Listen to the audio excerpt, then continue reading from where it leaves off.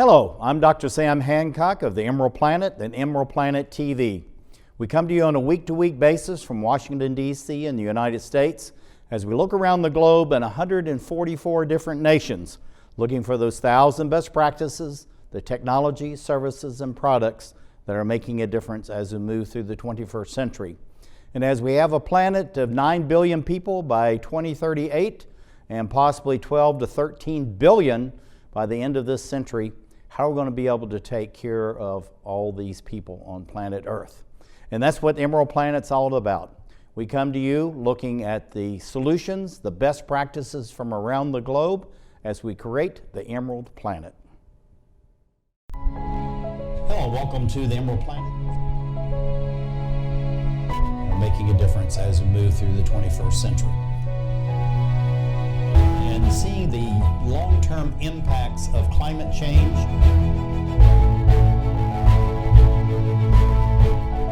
We're glad to have you. Thank you for being with us. Looking around the globe for those 1,000 best practices, we're looking for countries in which they are actually addressing the issue of water and how do we create new water for expanding populations in very dry conditions. We have Dr. Daniel Kurtzman, who is with the Agricultural Research Organization of Israel, and they've been working on and dealing with the lack of water since the beginning of the Israeli state. And Danny, welcome to the Emerald Planet TV. Thank you, Sam. Looking at your organization, the Agricultural Research Organization, why is that so important? And how does that fit into the Marsalut research projects? Okay, the Agricultural Research Organization is generally dealing with agriculture, but within it we have a few institutes. I'm a member of the Institute of Soil, Water, and Environmental Sciences, and I'm a subsurface hydrologist, so I'm in charge of water resources research. Well, agriculture in arid and semi-arid areas was always about irrigation water and allocating water. So therefore, water resources research and managed aquifer recharge as a research concerning water resources is we're always interested in. Mm-hmm. Now, looking at this complicated chart as far as the Marsalut and the MAR, Managed Aquifer Recharge, why is this chart actually so important for the state of Israel and all of its surrounding neighbors? Using aquifers, the main role of aquifers in the Managed Aquifer Recharge operation, in my point of view, is the storage. When we use the subsurface, we get cheap and large storage because land is very expensive. Constructing surface storage is very expensive. And when we put the water in the subsurface, it's almost for free, although it's not a perfect reservoir. We don't have any concrete walls in the aquifers, but water flows in the aquifers slow. So we can store the water there between seasons or between drought years and rainy years, and for this time scales, these are excellent reservoirs. Mm-hmm. Mm-hmm. Now, looking at the Sea of Galilee as far as desalination projects, floods, and wastewater treatment, how do these three sources of new water really play a role in providing a steady and reliable source of water for the whole country? Well, as you see in the picture there, in black is what we call the Israeli coastal aquifer. Well, this is the aquifer that was first exploited since the end of the 19th century, beginning of the 20th century. The drilling technology became available in this part of the world, and we drilled many wells in this aquifer and developed villages, towns, and city, and the metropolitan of Tel Aviv on these waters. By the middle of the 20th century, the water in this aquifer were very low level, and below sea level, and water from the sea started to flow into the aquifer and salinize some wells in Tel Aviv and other places. Therefore, we had to seek for new water resources, like the Sea of Galilee was connected to the system in the 1960s. So the water from the Sea of Galilee not only flowed in the national water carrier to the households and fields for irrigation, but also flowed directly to recharge the aquifer.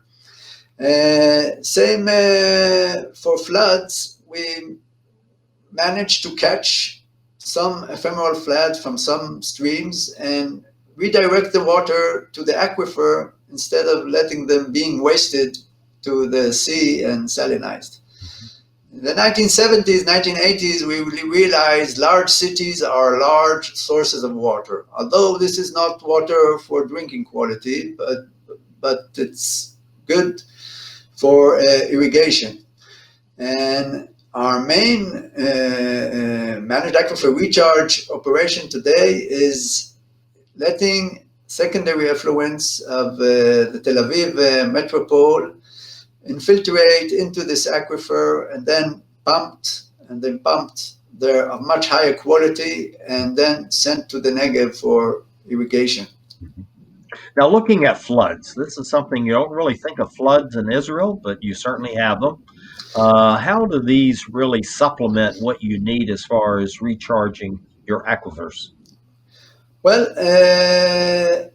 in Israel, we hardly have any rivers that have a base flow.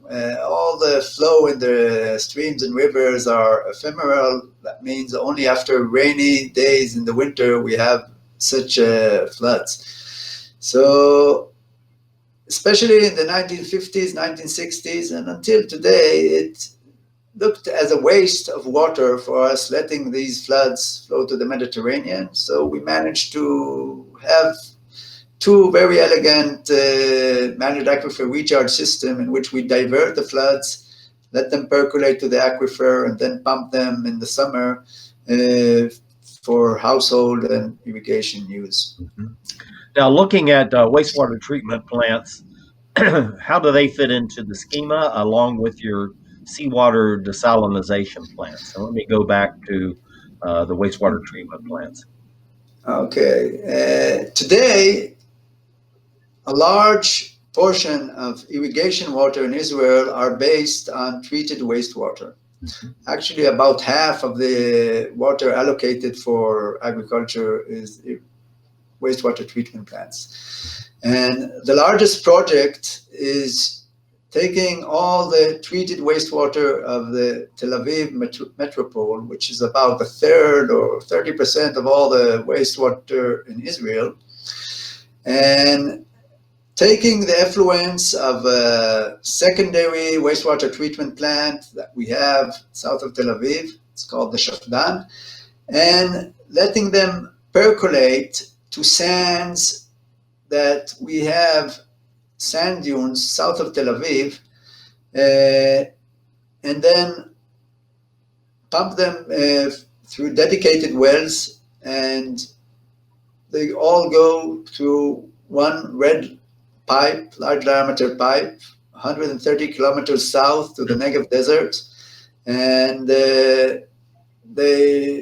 we irrigate them. And actually, this project enabled moving the center of mass of food production in Israel south to desert land, to cheap land. Before it was in the center where the prices of land are higher. And another thing, agriculture also contaminates groundwater, especially with nitrates. This way, when we irrigate in the desert, we don't have an exploitable aquifer below. So it's better to have the intensive agriculture down there in the desert, and Tel Aviv wastewater is the source of most of the agriculture there. Mm-hmm. Now, seawater desalination is a very expensive type of water, but yet it's still critically important for Israel. What are you learning from your research that actually can apply to other desert or semi-area countries, and also may be available on the seacoast for cities across the world.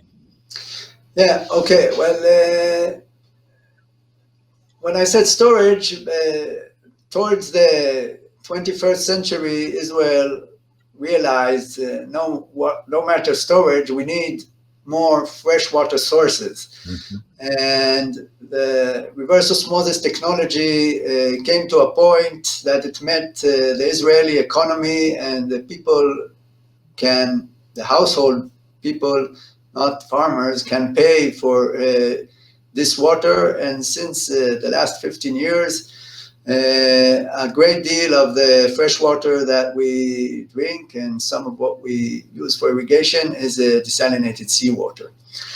The thing is, of course, 99% of the time, the desalinated seawater are produced and put into the national water carrier, and they're used directly. But there are points in time where you don't want to stop the very large desalination plants, as you see, from working. But the demand for water is not as high, like in the winter, Mm-hmm. or when times when the national water grid goes through, you have to fix it. So at these times, we take the water and store it in the aquifer. Mm-hmm. And what we learned from our research that the quality of the water improves with this process because the desalinated water lacks some important minerals like calcium and magnesium. And when we let this water to percolate through the soil and the sediment, they gain from the rocks, from the sediment, some of these minerals, and they also mix with natural groundwater. And the product we get after pumping is, in terms of mineralization of the water, is a better product than the pure desalinated water. I see. Now, what is this about Marsalut, cheap water storage? Well, Marsalut is the project all four of us that are interviewed today are involved in, and it all deals with managed aquifer recharge. Well, I put this slide because I want to emphasize what I think is the most important role of managed aquifer recharge, and it's the cheap water storage. So that's not for Marsalut, it's only a logo of our project, but it is. And the second most important thing that I just talked about it, that managed aquifer recharge is also a good and cheap water treatment. Mm-hmm. So these are the two things I believe are most important in managed aquifer recharge. Right. Okay, we're going out on this. We're just going to leave this up because we've run out of time. What do you see for the managed aquifer recharge as a system across the world, being adopted over the next 5, 10, or 15 years? And you have about 20 seconds. We got to be quick. Yeah, well, today about only 1% of the water abstracted in the world is water that was recharged, managed, not naturally. Now in Israel, it's about 10 or 15% of the water. So it's still, and it will come more in semi-arid Mediterranean areas. It's a way to save water, and as I said, store water and treat water, that I'm sure it will grow. Okay, fantastic. This is Dr. Daniel Kurtzman, the Agricultural Research Organization of Israel. Thank you for being with us as we create the Emerald Planet. You're welcome.